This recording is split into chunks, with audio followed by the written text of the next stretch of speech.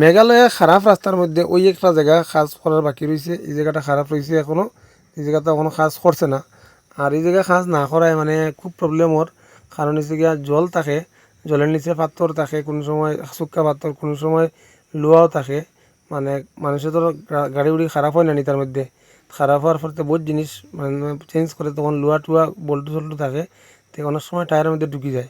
তো এটা তো না দেখিয়া ছাড়ি দেওয়া আর কি, মানে যদি পারিয়া গেলে গেলাম, না গেলে তো ফাটি গেলো বা খানা হয়ে গেলো টায়ার, ওরকম আর কি। তো রাস্তার মধ্যে যখন জল হয়েছে কীরকম, এই জলের মধ্যে এখানে সিঙ্গেল গাড়ি ফাঁস হয়।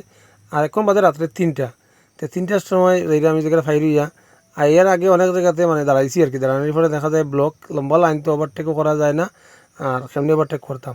আর সামনের গাড়িগুলো মানে ঘুমাই যায় আর কি, প্রায় গাড়ি ঘুমাই যায়, আমিও ঘুমাই গেছি, আমি একবার ঘুমাইছি, ঘুমানোর পরে 8টা থেকে উঠি, আমার আগেও গাড়ি নেই, পিছেও গাড়ি নেই, আমার গাড়ি রাস্তার মধ্যে। তো ওই রকম 3-4টা জায়গা রয়েছে কাজ বাকি, আর বাকি সব জায়গার কাজ কমপ্লিট হয়ে গেছে গিয়ে মেঘালয়ের, তারপরে হয়তো বা আমরা একটু আরামে চলাফেরা করতে পারবো।